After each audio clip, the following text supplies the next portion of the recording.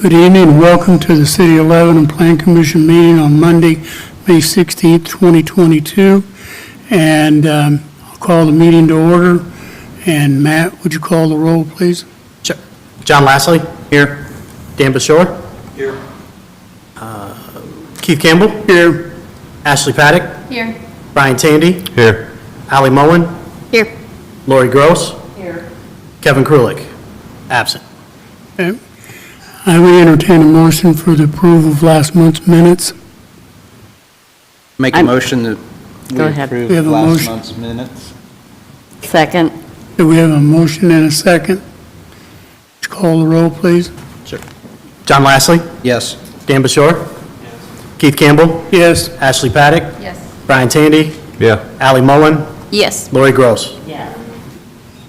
Okay, before we get started here, Ben, I want to remind everybody that docket number 2233 has been continued to June 21st for the Plan Commission meeting, it's Mann Brothers Holdings. So if you're here for that, it's not going to happen tonight. Yes, yeah. All right, thank you. Discovered an okay. issue with both the notice and the paper, so. Okay. Had to renotice. Docket number 21-2, City of Lebanon Highway Garage requesting development plan approval to construct a new highway garage facility to be located at 316 North Mount Zion Road. The property is zoned PBI, Planned Business Industrial. Very good. Quick little rehash here. For those of you who've been on the Plan Commission for a while, this was on your agenda last January for development plan approval. And everything moved forward, started doing some work on the site. One of the neighbors had noticed activity and wasn't sure what was going on, came to our office to find out, and through some research discovered that we had made a mistake when we prepared the neighbor notice list out of GIS, and so not only about half of the neighbors who we were required to notice actually received a notice. So we had to go back through and redo all of our BZA and Plan Commission approvals for this item so we could properly notice all of the neighbors. So that is why it's back on your agenda tonight. We did send out all the required adjoining property owner notices, put a new notice in the paper for the meeting tonight. The project itself has not changed.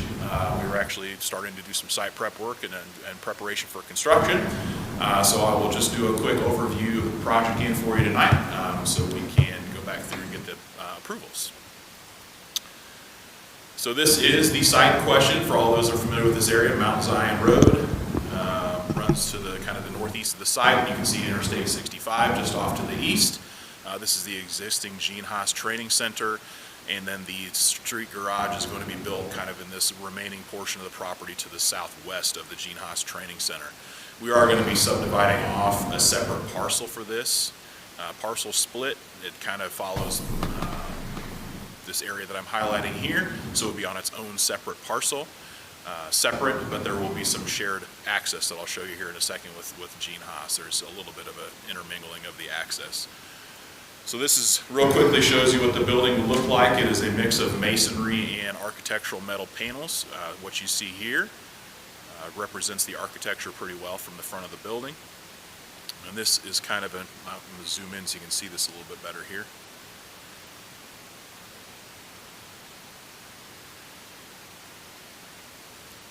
As I mentioned, there's a little bit of a sharing of the access drive, so they are creating a new drive for the street garage off of Mount Zion Road, and then it'll come in and intermingle with the Fire Loop Road for the Gene Haas Training Center before it gets back to the street garage site.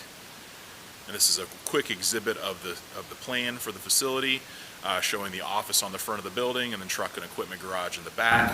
There is a visitor parking area to the front of the building, and then also employee parking spaces to the rear of the building within the gated area. And at the back of the building in the gated areas where you'll find all of the recycling bins, trash bins. There will be a small facility for salt bin facility, and then everything else, the equipment is all planned to be stored inside. They have enough space inside the facility for them to be able to park all their trucks and equipment inside. That's a real quick overview of the site. They are providing landscaping for this front parking area. And I know Kevin has been in conversation with this adjoining property owner to the west here, which is one of the adjoiners that we failed to notify last year.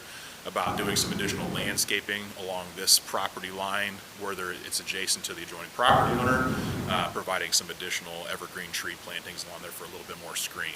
The screen is not required. This is planned business industrial property to planned business industrial zone property, so it's not a required screening per ordinance, but Kevin's just working with them to provide some additional screening to hide that back area from the neighboring property owner. Just walking through again, I mentioned this did go back to the Board of Zoning Appeals earlier this month at the May meeting and received the same 3 variance requests that they had received last January, and just redid those. One for parking area curbing, which would address the rear truck and equipment area to the back of the building. Parking lot perimeter landscaping, again, addressing that with this rear of the property. It is fenced in. But as we've talked about a number of times, landscaping doesn't mix real well with trucks and equipment, so they have asked for variances from the landscaping, both perimeter and interior landscaping requirements to the rear of the building. You can see here there's a fairly healthy tree line across the south here, and this goes to the back end of an industrial building to the south. So we are, like I mentioned, we're talking about, Kevin's talking with the adjoining neighbor about providing some additional screening here. Otherwise, it would just be providing the landscaping at the front of the building for the parking area, and then they receive the variance for the rear of the building. Just kind of walking through the development plan approval. Actually, a lot of this is just rehashed from last January, so a lot of this has been addressed already as we were moving forward with construction. So I did provide the TAC comments again, but these have all been addressed through the process. In terms of development standards, the site does meet all the applicable development standards and parking. So they are required to apply 1 space per employer plus 1 space for each vehicle. So 27 spaces required, and they have provided 27 spaces. That includes 14 regular spaces, 1 handicap space, and then 12 vehicle storage spaces.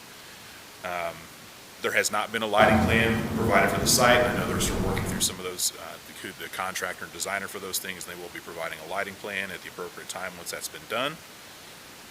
Same thing with signage. They have still finalizing the signage for the building, and those will be submitted to our office at the appropriate time before they receive any sign permits. And again, I already kind of walked you through the architectural design of the building, and so finally a staff recommendation and present and review the submitted development plan. Lebanon Planning staff finds compliance with the Unified Development Ordinance requirements and recommends approval of the subject development plan conditioned on the following conditions: that the applicant submit a lighting and photometric plan that meets all applicable UDO standards prior to application for any building permits or site improvements, and signage plan, that the applicant submit a signage plan indicating location and elevations of all proposed signs and receive sign permits before any sign installation. I'm happy to answer any questions. Okay. Anyone on the board have questions from Ben? No questions from anyone on the board. I think we'll get the applicant to come up. Dave Newell's the street commissioner is here. If you have any questions about the operation of the facility, you can certainly answer those. And if there's any other questions about the site design, I can certainly answer those as well. Okay. Anybody on the board want to ask the street commissioner any questions? Okay. Seeing no questions. Okay, Ben, thank you. Okay. I would entertain a motion.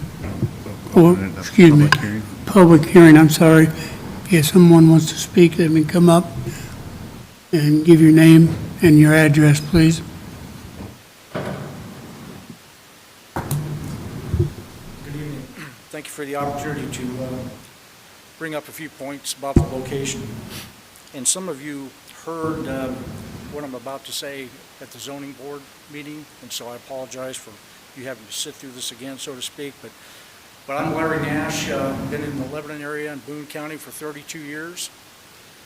We've owned and operated the Lebanon Business Plaza for 15 plus years, which is the property adjacent to the site. I bring this up, there's several points I'd like to bring up. The first of which, that it wasn't too many years ago that the state tried to do the same thing that is being proposed here, except it was going to be a state garage versus a city garage. And it was agreed upon at that time, and obviously the city council heard this, so on and so forth, it was actually overturned as a bad idea. Talking about beautification of the city, the corridor leading into the business park, so on and so forth, the fact of the matter is that no one, including the owner of the Holiday Inn, Mr. and Mrs. Paulson, certainly ourselves, at the Lebanon Business Plaza, and our tenants and other park officials effectively were not in favor of having a garage in that entry corridor. I should say that I'm not representing just myself here. We have 16 tenants, all of their employees, all of the clientele that come and go. We have with them, as part of an occupational health group there, and a walk-in clinic. We have a daycare that supports more than 100 children, and a playground that's going to look directly at this. And this property and this proposed parcel, if you will, or development, we look right out our front windows of our building every day across that parking lot, and we are not in favor of what is being proposed there. Going down through a few other points here, it wasn't until the 11th of April that I walked across the parking lot and asked the fellow that was staking the ground, what's going on here? My understanding is that this project has been in play for some 2 years. So obviously, he told me that there was going to be something built there, and he thought it was going to be a garage. So he pulled the plan out and showed me. And it's one of those things that I asked a few more questions. Well, how soon is this going to happen? And he said, well, we're trying to break ground this next week. So effectively, what I did is come up to the planning group here, and I said, what's going on Mount Zion Road? And it was brought up, oh, you mean the garage project? Keep in mind, no one had been in contact with us to talk about, to visit, to walk the site, et cetera, to listen to the pros and cons of having a city garage in a retail environment just across the street, entertaining the type of traffic that we have come and go, as well as the hotel and their clientele as well. So when I learned of this, I was a little bit disturbed, obviously. We never received any notifications. I was told there was notifications sent out, but it turns out they weren't. And so, again, I called Mr. Paulson over at the Holiday. He had never received anything. We're the same group that opposed the state garage in the beginning, and it was overturned for all the same reasons we're talking about here today. And I just don't think this has been properly handled, if you will, understanding that the city, it may be zoned such, the city certainly may own that property, but I think there needs to be a lot of considerations here as to, is that the highest and best use of that land? And is it something that's going to work out long-term? My thought is, and based on what I was told, is that this was going to exactly mirror, if you will, the nature of the type of work that's being done there, the existing city garage on Lafayette. So needless to say, I drove down to Lafayette and took a good look at what was going on down there. And it's really quite disturbing. If you look up some of the specs, again, relative to the project, they're talking about 20 tons of salt on location at all times, that sort of thing. Looking at gravel, trucks coming and going, backup alarms. It's an eyesore. There's noise pollution. There's more light pollution. Anybody that doesn't experience that area at certain times of the day doesn't quite understand the traffic in that area. So it adds to the traffic concerns. From a hotel perspective and that ownership, their concern was, what are we going to do, have trucks coming in the middle of the night when these storms pop up, that sort of thing, and how's that going to affect our business? My opinion is, in my case, in our case, if you will, if we have a garage right out our front windows, it's certainly going to have an effect on our tenants and the occupancy rate, in that all that we've invested with irrigation, landscaping, so on and so forth, it certainly will not be something that would enhance that. And during the zoning meeting, I said, perhaps maybe you all would want to come out, take a look, we'll walk the property together, we'll talk about the pros and cons and where this lays in the land. And again, we don't want any of our tenants to have to look at a salt pile or gravel or trucks coming and going. And the other thing is, if you stop and study this, in essence, what you're trying to do is put this on a postage stamp. The fact of the matter is, this area is growing. It won't be long, in our opinion, if this is the next step. What's going to happen when you want to expand? There's nowhere to go. So that's another point I think worthy of consideration. And again, I think that if you look at all the other options in the local community that there are to build this thing, that it doesn't affect anyone around it, no one has to look at it, I think it would be worthy of consideration as opposed to putting it in this location. And so I wanted to certainly explain our point of view on that. Again, representing ourselves as owners, certainly the tenants, their clientele coming and going, so on and so forth. I'd certainly open the floor for any questions, of course, but I think that it deserves some serious reconsideration, and I'm not sure whose idea this was or who approved it, but it wasn't approved the first time around, and so I just asked for a reconsideration. Okay, anyone have questions for the gentleman? I don't hear any questions here. Thank you. Okay, thank you. You bet. David, you want to speak?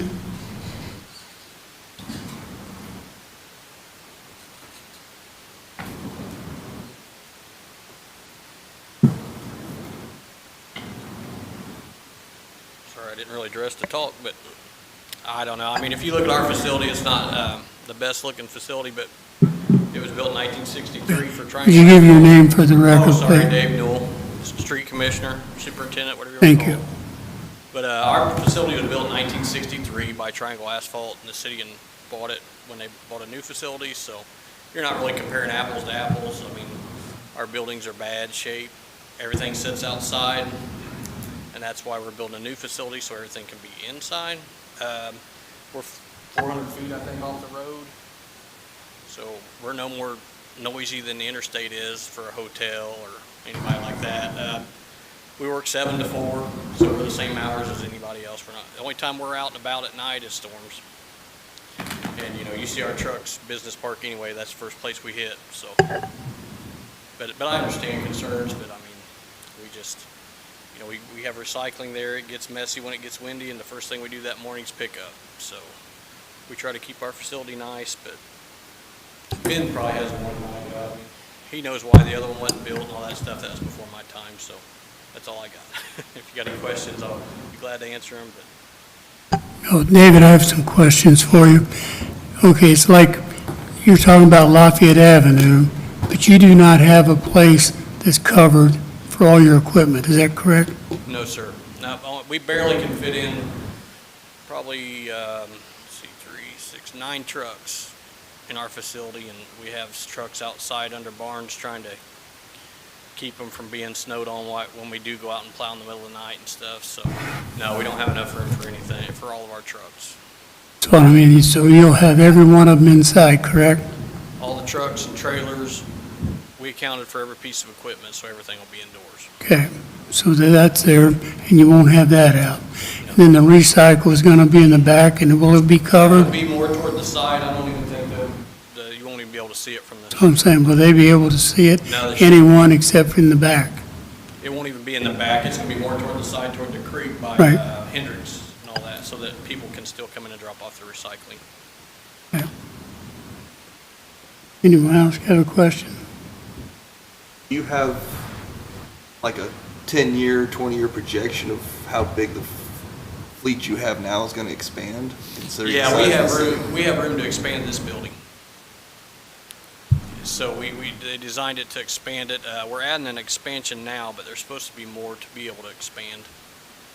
I honestly, what I see in 20 years is I see this facility and I see us having a hub like Fisher's does, and you're probably, if the city keeps growing like it is, we're not gonna all, you know, a snowstorm, we're not all gonna pull out of this facility. You're gonna have trucks staged at another facility and half your crew's gonna meet over there. That way you cover the whole city. This is on the southwest side of town Yeah. already, the northeast side of town.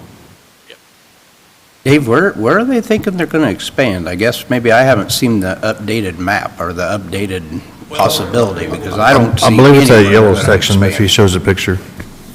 Yeah, You're not Yeah. talking about, you know, expansion of the whole building, doubling it. You as soon as he's done. How many trucks do you have now, and how many is it going to be able to be inside? We have, shoot, off my head, that's a tough question. We have, let's see, two of my trucks go home, so they're not there. Two pickup trucks we have. I want to say 10 plow trucks, a couple backhoes, excavator. We got, I don't know, 8 pickup trucks, but everything we got's inside this building. I don't know off the top of my head the exact number of trucks, but Okay. So if they would pull the screen up again, I think I got it fired back up. So this is the building as it will be constructed with the office and equipment stored. And you kind of, there's this hashed out area to the northwest of the building that could be used for building expansion. And that's something new, isn't it? Because I don't ever remember us discussing that originally. And this is the same site plan I used 16 months ago, so, Oh. yeah, I don't know if Do we you? discussed much, but I- yeah, this, Okay. Ask a question. we may have not spent much time on that, but there is room to expand. Okay. I guess the only other question I guess the biggest question I have is why weren't they notified? And at the same token, I mean, I understand that that happens, but, I mean, they're right next door. Where did we mess up, or where was the miscommunication with Mr. Nash? It was an error, a user error in GIS. So we have a search engine on GIS where you select a parcel and it identifies properties within 300 feet. And the wrong parcel was selected, so it identified the wrong neighboring property owners. So But obviously, we knew where we were putting the building, and he's like 150 feet away from where you're putting the building. So I guess what I'm saying is Some human. of the property owners aren't at the address, so I don't know what this was. So if it's an address that's going somewhere else, we wouldn't necessarily know which parcel it's attached to.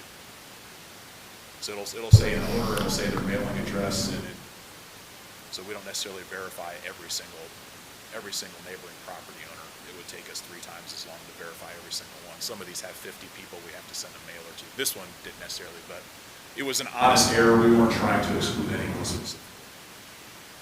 Okay. So you probably know the answer to this. What other properties does the city have None. that we own at this time that could do anything with that? No, we don't own another property where this could go. But whoa. And So frankly, if you've seen the real estate listings recently, there's very few properties in the city at all right now that are city available. limits, yeah.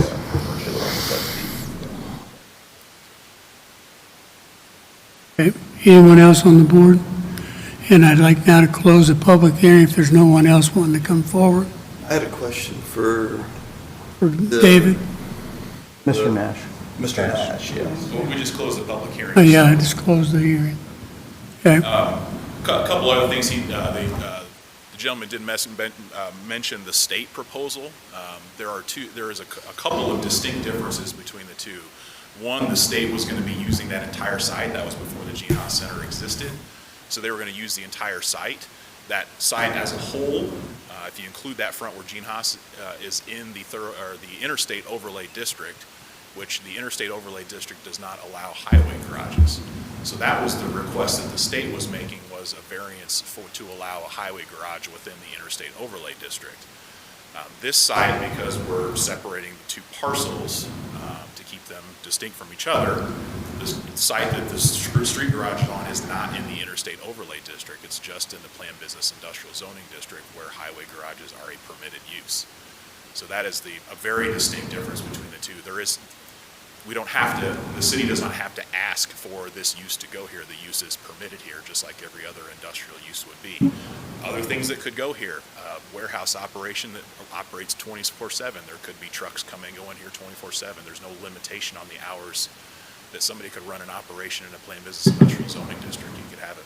Manufacturing use, again, same thing, that runs 24/7. So there are a lot of other things out here that would create the same, if not more, activity that are also permitted uses. So again, this is not a question of whether the use is permitted or not. It is a permitted use. So what we're discussing here tonight is whether this development plan has met the appropriate development standards. And if it has, then we've recommended approval, which we have done. All right, thank you, Ben. Anyone else have a question for Ben at this point? If not, I would entertain a motion for docket number 21-2. I'll make a motion to approve the subject development plan contingent on submission of a lighting plan and a signage plan. I'll second. Okay, we have a motion and a second. Matt, would you call the roll, please? John Lashley, Yes. Dan Bashore, No. Keith Campbell, Yes. Ashley Paddock, Yes. Brian Tandy, Yeah. Ali Mullen, Yes. Lori Gross. Yes. Okay, motion passed. Okay, thank you. Okay, the next item is docket number 22-35, Card and Associates Athletic Facilities, LLC, requesting primary plat approval to construct a 200,000 square foot youth sports field house with accompanied commercial retail restaurant and residential development to be located at 505 and 645 South State Road 39. The property is zoned PUD, Planned Unit Development. Ben? Thank you, Mr. Campbell. This should be a site that's familiar to all of you. This just came through a few months ago for a PUD rezone. From the Planning Commission, we got your positive recommendation, thank you, to rezone this to PUD. And that was adopted by the council a couple months ago. So now they are returning for the next steps in the development of this site. And that would be, the first step would be the primary plat approval. And then, actually, there's a couple of unique characteristics to this site. In their PUD ordinance, we actually work with them on this. Each individual site within this overall development will have to submit a development plan application, but it is exempted from a public hearing. So it's something we've been working on with them, and actually we've been considering making changes to the UDO to try to streamline the development plan process. Still has to meet all the standards, still has to go through all the required technical reviews. We just save about a couple of weeks by not requiring the public hearing, and that's something that was part of the PUD ordinance that was adopted as part of the site. So what I'll do tonight is I'll go through the primary plat, which is something that does have to be approved by the Plan Commission, and I'll give you some of the highlights of the development plan so you can kind of see what's being proposed out here in terms of the sports facility. But then the decision for you tonight would be approval of the primary plat. So just a quick recap for you. This is about a 95 or so acre site along State Road 39 to the west, and Interstate 65 is just to the north and off the screen. And this would be the State Road 39 interchange. As you may recall, this site here at the northern corner here or I guess at this point was owned by the Redevelopment Commission for the city. Since then, it's been transferred to the developer, who also has closed on the additional property, so they now own this entire site. And I believe they're looking probably somewhere around the June-July timeframe to start doing some site work and get site prep done. So this site is ready to go in terms of the approvals once we get the primary plat done tonight. So let me then pull up.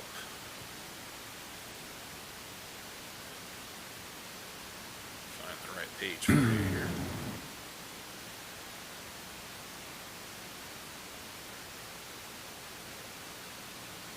It's going to be a little hard to see the detail here because it's such a big site. This kind of gives you a general idea of the layout of the site here. This site development will include the extension of Enterprise Drive at the current intersection with State Road 39 to a large roundabout, and then extend further east, stubbing to the property line that you see here. There will be a second entrance that's provided at the existing signal there with Flying J, coming to the site again into another large roundabout. Big thing when we're looking at traffic patterns in this site. While this isn't like a facility like the field house where the Pacers play, where everybody comes and goes all at the same time, but there will be a steady flow of traffic throughout the day. So we're looking at the traffic study with their engineer, trying to figure out how to adequately handle traffic through the site. We determined that with these two primary entrances, it made the most sense to look at roundabouts there to keep traffic flowing. And since then, they've also done a traffic study and sent that to NDOT, and they're looking at those recommendations from that traffic study to figure out what else needs to be done at these entrances along State Road 39 to handle the volume of traffic. The other kind of dark shaded gray area shows the internal road network. The sports field house is just here at the back and the eastern end of the property. So it will be served by three different entrances and exits to the site, which is good. And then The remainder of this northern 2/3 area would be additional commercial retail, including restaurants, hotels, entertainment options, other retail that would support, and the field house, et cetera. So this kind of gives you an overall impression of the site. And then additionally, this southern third here, Bel Canto is looking to do a for-rent residential development here to the south, and they actually have closed on this 30 or so acres here. I would expect them to be coming in for their approvals within the next few months would be my guess, once we get this field house up and running. So that kind of gives you an overall view of the site. In terms of the primary plat, which I'll show you here in a second, what you're basically going to see is blocks associated with each one of these areas that could be developed, and then right-of-way associated with each one of these roads. When individual users come in, they'll have to do a secondary plat and carve out their own individual lot, and then also submit the development plan for administrative review. So the primary plat doesn't have a ton of detail in terms of the lots because they want to retain the flexibility with the overall site to be able to carve out the sites they need as each individual user comes in. Whoops. So this gives you an idea of the overall primary plat. Again, you can see here there's one large block to the north of this primary road, which you see the right-of-way represented here, and then other individual blocks in each one of those areas. Again, just to make sure that there's plenty of flexibility in terms of when actual users are identified, they can carve out just the lot they need for their proposed use and leave the remaining for other users. And I know they're talking about these could be individual outlots out here along State Road 39. It could also be a multi-tenant larger building. So again, this doing the primary plat this way will allow the greatest flexibility in terms of how you carve that out depending on what's actually ends up getting proposed for this area. So again, I mentioned the primary plat is what's before you here this evening. And we have gone through, and I have provided some technical advisory committee comments, which will actually are being reviewed as part of our administrative review for the development plan. And in terms of what the Plan Commission would be reviewing is if the primary plat meets all the applicable standards associated with the Unified Development Ordinance and the PUD ordinance associated with Hickory Junction specifically. And we have done all those reviews, and certainly in this time we don't have lots that are identified on the primary plat, but we have determined that all the right-of-ways that are being proposed are adequate and meet all of the needs for the development and meet all of the city development standards associated with rights-of-way. And with that then, and review the submitted primary plat, we find that in compliance with the PUD ordinance and the Unified Development Ordinance requirements for the site, and recommend approval subject to adequately addressing any remaining TAC comments associated with that plat. With that, I'd be happy to answer any questions. Hey, anyone on the board have questions for Ben? Okay, they're working with the state of Indiana also on 39, are Yes, they not? yeah, there's been a couple meetings with INDOT already, and then they were just delivered probably within the last 2 weeks, a copy of the traffic study that was completed by the applicant. And so INDOT is reviewing those recommendations that were made in that traffic study, and they're, obviously testing everything to make sure everything's adequate, and they'll be getting back if they say, yeah, these recommendations are adequate, we're good with this, or whether they see anything else that might need to be done. So yes, we are absolutely working with INDOT to make sure that they're fully on board with the recommendations and improvements that might be necessary at the intersections, interchange, and/or along State Road 39. Okay. Anyone else on the board? Okay, how about the applicant come forward, please?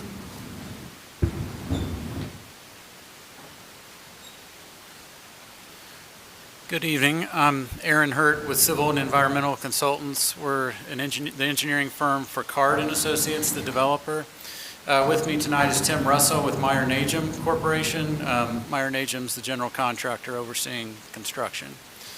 So I think Ben did a good job explaining the project.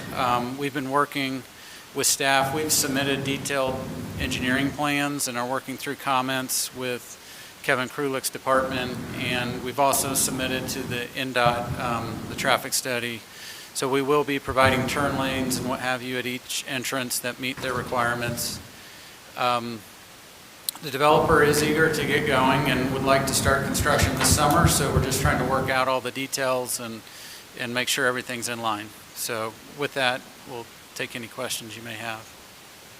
Okay, any of you have questions?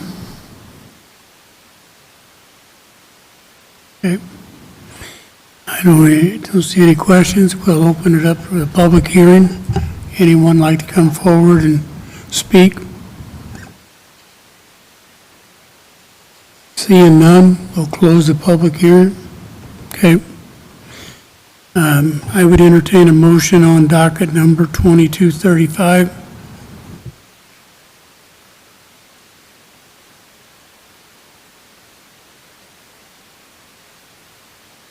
I'll make a motion to approve the subject development plan contingent on the following conditions, that they address any ongoing TAC comments.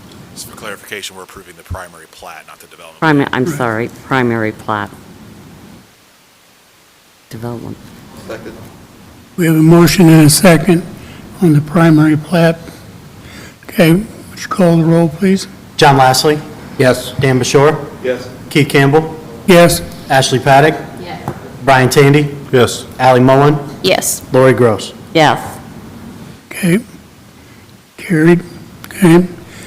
Next item on the docket is docket number 2236. Rounding Investments requesting development plan approval to construct speculative industrial buildings to be located at 705 to 1055 West Cox Avenue. The property is zoned PBI, Planned Business Industrial. Ben? Thank you, Mr. Campbell. We're just moving across the street behind the Flying J, looking at another project right in this same area. So to bring up the screen, I can give you kind of the quick overview. So this is the old Holiday Inn site that we were just talking about just a second ago, the entrance to Flying J. So this is about the 50 plus or minus acres that's back behind to the west of the Flying J, sandwiched between the Flying J and the railroad tracks. This was a site that actually started its way through the process last year, actually 2 years ago, I think now, and got to the point where a few days before the Plan Commission meeting where they were going to have their primary plat and development plan on your agenda, and then they decided not to move forward with the project. And so actually we've got a new development that's coming in and has made maybe some slight modifications to that previous plan, but is really moving forward with a very similar plan that was presented to us a couple of years ago in terms of the industrial development that's being proposed. So that's the quick overview of the site itself. And we'll pull up.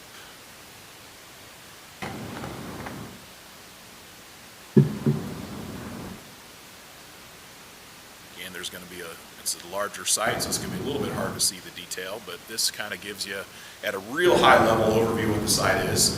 So we've been working actually with the applicant for the last couple of years. The existing entrance that goes to the south of the Flying J is actually currently located in an access easement. And so as part of this, because this needs to be a public road coming back and serving the site, they are working to secure right-of-way, essentially associated with the existing access easement from each of those property owners to make sure that we've got right-of-way all the way from State Road 39 back to and serving the site. So that's one primary element that you see here. But you've got 3 speculative industrial buildings. My understanding is they will be constructing all 3 at the same time to get those under roof. You've got 2 smaller buildings out here that will front along Interstate 65, and then one larger building here to the rear of the site that you see here. So what's before you tonight then is actually 2 components. One is the primary plat, similar to the last one, which will identify in this case, the 3 lots. So they actually have the specific uses of the site assigned. So they will be the primary plat has the 3 lots identified in the common area associated with the drainage, and then the right-of-way associated with the road. And I'll show you that here in a second in terms of the primary plat.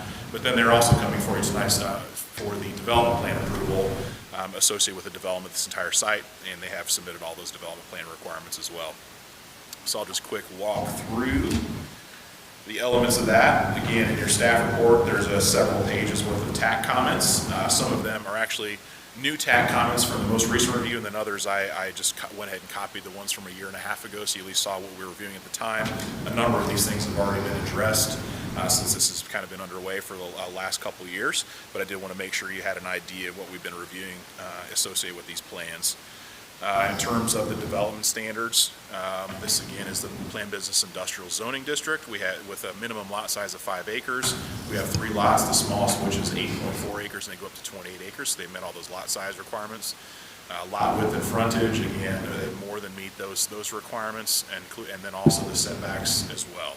So in terms of both the site and lot standards associated with the primary plat, and then also the development standards associated with the buildings, they have met all the UDO requirements for the Planned Business Industrial District and also the Interstate Overlay District.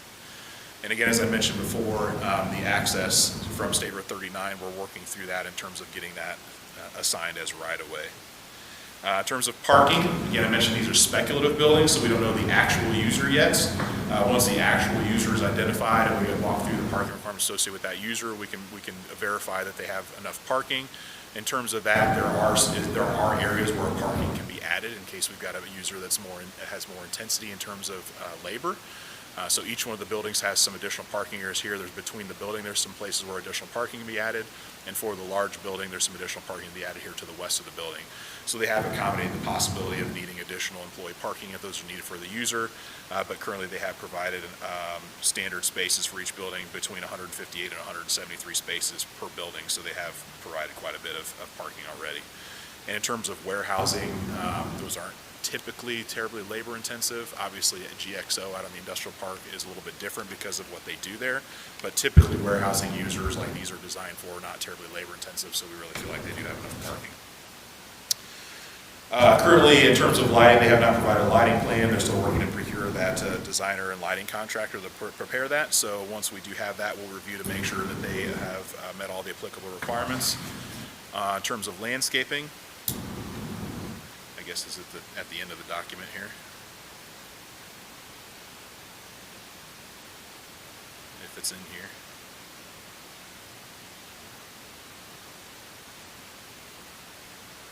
Yeah, it may be another document. I won't waste your time looking for it. I'll just let you know that we have reviewed the landscape plan and when also considering the variances that were requested and received by the Board of Zoning Appeals, actually about a year and a half ago.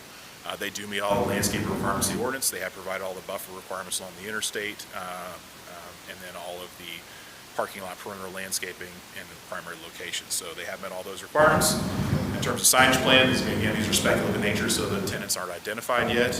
So once they do identify tenants, they'd have to submit signage plans and meet all of the applicable requirements. And just for note, the project would permitted one monument ground sign per street frontage and one wall sign per tenant per street frontage. So those are the parameters that they would have to go through. In terms of architecture, this will give you a little bit of, let me find the perspectives that gives you. This gives you a little bit of an idea of what these buildings look like. They're very high quality design and construction. Going to look great from the interstate. This gives you an idea what the primary entrances will look like associated with these buildings. There's a couple more pictures that you see here. Again, just giving you a little bit of an idea what these buildings will look like. We have reviewed these for compliance with the ordinance and determined that they meet all the specific architectural requirements for buildings of this size. So that gives you a little bit, this kind of gives you an overall perspective. This is actually looking from the northeast to the southwest over top of the two smaller buildings on the interstate. So again, kind of gives you a little bit of an idea what these will look like. So that's a quick rundown. So in terms of the recommendation, again, this is for both the primary plat and development plan. So this would be docket numbers 22-36 and 22-37, the last two items on the agenda. We've kind of intermingled those into the same recommendation. In terms of the review of the submitted primary plat and development plan as presented, staff finds compliance with the UDO requirements for the subject site and recommends approval of the primary plat and development plan. There's a typo in there. There's approval of the primary plat and development plan contingent on the following conditions. One, that the applicant adequately address any remaining TAC comments. Two, that the applicant receives formal drainage approval from the city. Number three, that the applicant submit a lighting plan that meets all the requirements of the UDO. Number four, that they submit a signage plan that meets all the requirements of the UDO. And finally, that the applicant secure the necessary right-of-way from adjacent property owners to convert the existing access easement to public right-of-way. With that, I'd be happy to answer any questions. Okay, anyone from the board have questions for Ben? Is this going to be added to the industrial park, basically, or is it actually within the lines already? It is not part of the existing industrial park. This is actually across the railroad tracks from the existing industrial park and will be served from State Road 39 rather than the road network that's part of the industrial park. This site is in the TIF district, yes. It got added probably about 4 years ago, before this development was even proposed. You have a question, John? Ben, on the lighting, I know that like a building or two previous, if it didn't have tenants that were already going to be in it, they were not mandated to go ahead and do lighting. Is there a difference between these since? So that was our shell building project, and we weren't even going to install any lighting at all at the current time, other than some real basic lighting inside the building. What we're saying is before they begin construction, and the same thing will be for the shell building, they'll have to submit the lighting plan. So that one is even more of a shell than these speculative buildings. Ours won't even have a floor in it or anything. These will be finished out to some Finished building, extent. okay. So That's what I was wondering, yeah. if that was, okay. Okay, any other questions from the board? Okay, I'd have the applicant come forward, please.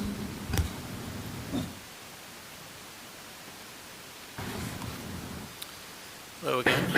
Aaron Hurt with Civil and Environmental Consultants. We're a civil engineer working with Browning Investments. With me tonight is Terry and Casey from Browning. They're happy to answer any questions. I think Ben did a good job. We've submitted detailed plans, working with staff on approvals, going through all the technical comments, making good progress on that. In terms of the lighting plan, the electrical designer is working on that, so that'll be coming soon on the site lighting plan. Yeah, the buildings themselves are speculative, but they'll look nice. Could be subdivided into multiple tenants, so it kind of depends on the demand. While the buildings here are big, they're not as big as other buildings that are down the road, so they do fit a niche of a little smaller than maybe some of the other buildings in the market. So with that, we'll take any questions that you may have. And they are looking to start construction this summer on the infrastructure work and likely get pads ready to start building construction in the spring would be the goal. So, yeah. Okay, anyone on the board have a question? Any idea as far as finish date? Just curious. The microphone, please.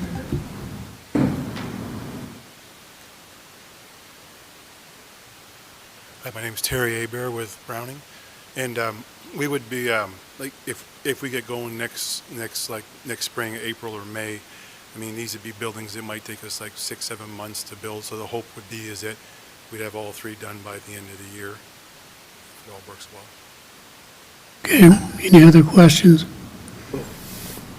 The only question I have is, when you get to the entrance down at the south end of Flying J where it's at now, will Cox Avenue become closed? Yeah, we've been working with the engineering department pretty closely. We can't really cut off Cox Avenue because there are a couple of parcels there along Cox Avenue, and so with the public road, we will allow access through our site. So in the future,